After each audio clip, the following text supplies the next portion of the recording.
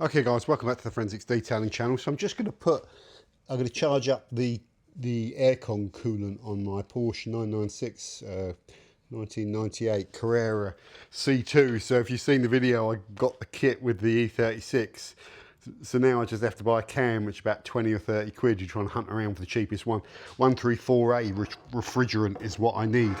So you put the can on, make sure the pin's up so it doesn't pierce the can, so the can's not discharged. You shake the hell out of the can, which I've already done, and then you put it onto the smaller of the two things there.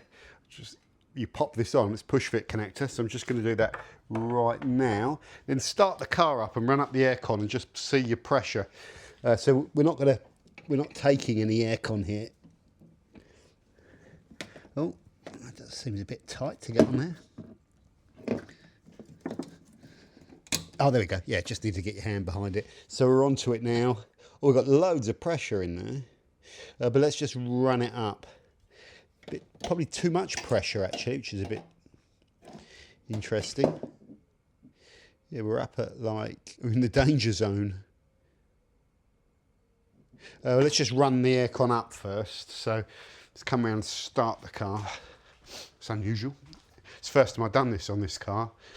So the symptoms, I got nice cold air, but I just get a slight whirring noise, and I realise I haven't done this for a while. I thought so. It might not have enough pressure or coolant in there, which was my thoughts. It might be there's too much. Okay, so let's start her up. Get that aircon on. Low and full. It doesn't matter if it's on recirculate or not. Sorry about the noise. So we're just, oh, that's better. Okay, so that's a normal pressure then. So that's good. So we're going to shake that up, turn it upside down and wind it till we release it, and all of the pressure then in the can is going to go into the system. So let's just do that. Are you supposed to wear gloves? Just keep your hands off the cold bits.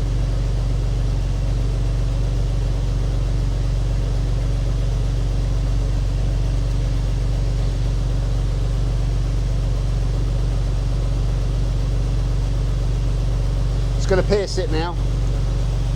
Am I recording? Yes.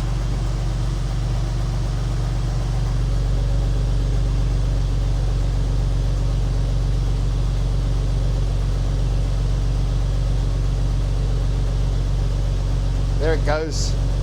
There it goes. It's going in. So I just leave it like that.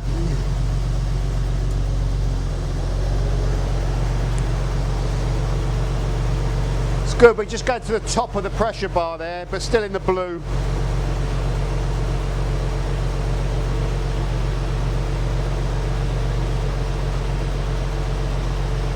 And at worst, this is just sticking in some fresh refrigerant in there.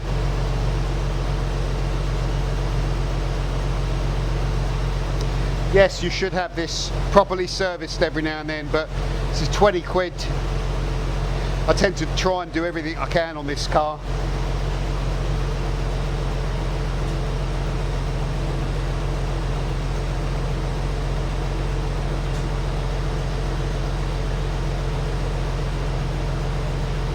It's discharging. Yeah, can's getting cold.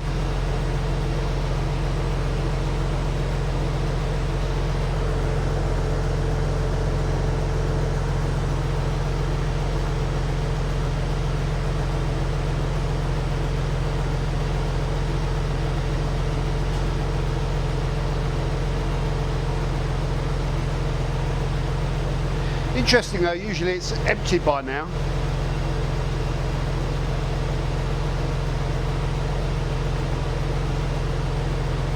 Oh, I think it's close to being empty.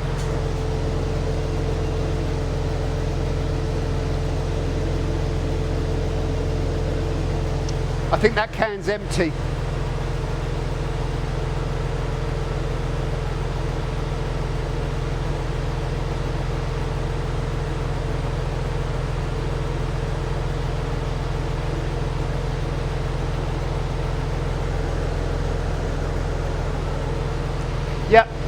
So if we seal that off,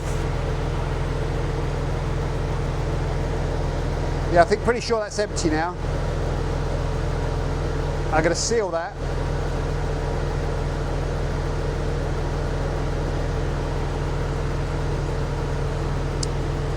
And we'll turn the car. Well, let's just take that. Let's just take that off. We're going to get a. Let's turn the car off. Yeah.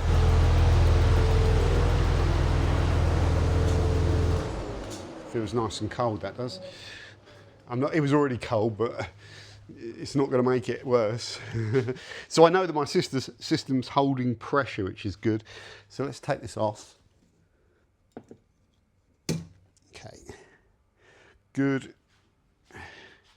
And that's under pressure, is it, until you connect it. So now if you take that can off, oh no, it's still going to be under pressure, even if you take the can off, because you've got that up. Oh no. Oh, it must be coming out of the can, yeah. Oh no, it's coming out of there. So then, therefore, what you do now is put that back this way. Mind you, that's going to open that, isn't it? So you'd think that wouldn't be open to the environment if you did that all the way. Maybe it wasn't quite done enough. Because if you connect that and it's open to the environment, it's going to gas out. But that must be closed. Yeah, that must have been can pressure just going as you took the can off. But then why would that dip?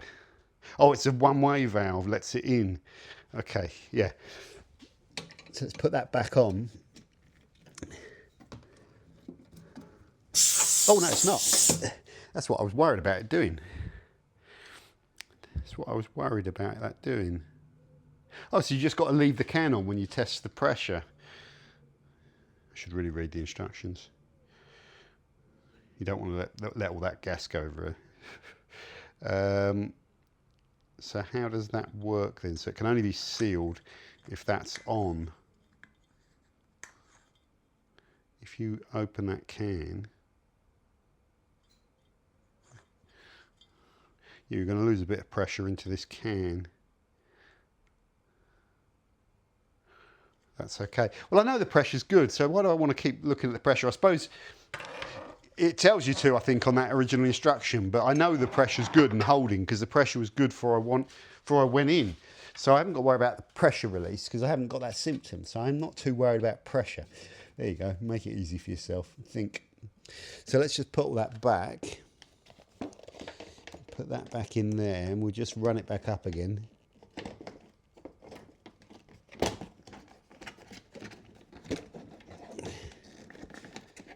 got to sort that doodah out. Get another one of those at some point. See, and that's not really going to do much. So that's all done.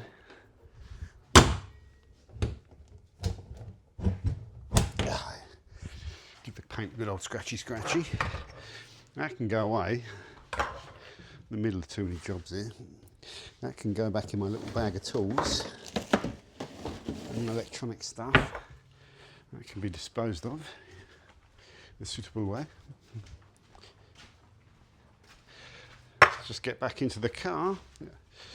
Put the garage back down. Oh no, we'll leave the garage up. Don't ask. Cars. Bloody cars. Right, so let's start her up. Purrs like a, oh yeah. I swear that's a little bit cooler now. It's got, so that noise does appear to have gone.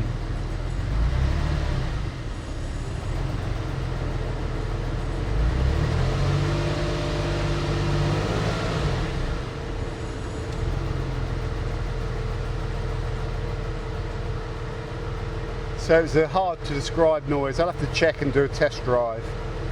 But there was just slight whirring noise. I don't think it was the aircon pump. the aircon, the whirring noise was coming from the front somewhere actually, around, sort of appeared to be around here, but now it's gone. So I think it was probably just a bit low on coolant, and I was getting a little. So I think a can of coolant in these cars does wonders, especially this time of year when it's you know, it's really hot. This is just lovely. It's nice, even in an old car, to have ice cold aircon. The aircon's always been good on this, but that's definitely a lot colder now. You should expect after topping it up with a can. So yeah, she's a lovely old beast, this thing. Lovely old girl. I love driving this thing around. Just dunking it into gear. Everything's mechanical. When you throttle on in this car and you throttle through, the torque really feels like you're connected to the car. Hard to describe, but the torque, the way it delivers it, when you throttle on, the acceleration really matches as you throttle on. It just feels really in balance. Hard to describe, but when it's electronically actuated, it just feels a bit different. Or if there's turbos involved, it just feels like the throttle. When you throttle, let's turn this off. When you throttle on a car that's like electronic actuated pedal and a turbocharged car, the torque and the way the car pulls doesn't feel like in line with how you're, you know, throttling on. It's weird to describe, but this car is one of the best for that. For when you bury, or even when you build and just get on the throttle and like get on it and then push through it, the way the car matches, the acceleration matches how you push through the thing. It's hard to explain what I mean. It's just really nice, and like everything's just good on this car. Tight, rattly, don't get me wrong, it rattles, it bounces around the road, it's skittish, but it's such a raggable car. I love it. I love this car. She's a beauty. They're good fun, man. When you say, oh look, all this stuff breaks. Well, I took a second-hand regulator and put a second-hand regulator in here, and I did a video on it and talked about the seals, and it was working a little bit too hard. The second-hand regulator has failed. You see all those little springs that they put pre-tension on all of these wires, which go all the way around the frame, yeah, and they're on pulleys, and one of the pre-tensions springs, they're all plastic and cheap, had snapped somehow, and it wasn't pre-tensioned properly. So what happened was the cable comes off of the pulley runners, you know, in the corners, so it come off, gone inside the pulley and was still working, but it was because it wasn't smoothly running around the pulley. So I put all the cables back on and tried to fix the spring, put it all back together. It took me hours, put it all back in, tested it, it comes straight off because the pre-tension's broken, and it's not easy to fix that. So I figured, yeah, just go and buy another one. It might break again. But, you know, you often think, well, Porsches, like the parts are expensive and that. Virtually everything I've done on this, all the parts have been pretty cheap. Most of it. It wasn't cheap to have the engine rebuilt on Porsches. You could do it cheap. But when you think like a door actuator, okay, it's like 30 quid. You think like a full set of brakes and performance pads, like 400 quid. Most parts, lots of parts you can just get for free off breakers and stuff. So it's no worse or better than any car really. Don't know, maybe it is. Yeah, it depends. It's because it's a 996. If it's a 997 or 991 or 992 and you've got to buy new OEM parts, then yeah, it can get very, very costly. But then it's a wonderful car, isn't it? Yeah, these 996s are good. Really good for all of that. So, and there's an example, you know, if I was to go and take the Golf to have an aircon service, it'd be like 80 quid or something, 90 quid. Don't get me wrong, they'll check the system first and they'll maybe purge it properly and then put some lubricant in or something and then put the gas thing in. But you know, I've just kind of serviced, not really serviced it, but topped up the coolant and fixed a problem with it groaning. And it's cost me 20 quid. I kind of like that. I feel like I'm winning, you know. So that, yeah, these cars, you can maintain them yourself most of the time unless something major goes wrong. But yeah, they're pretty cool. So thanks for watching, guys. Stay tuned to the Forensics Detailing channel, and I'll see you soon.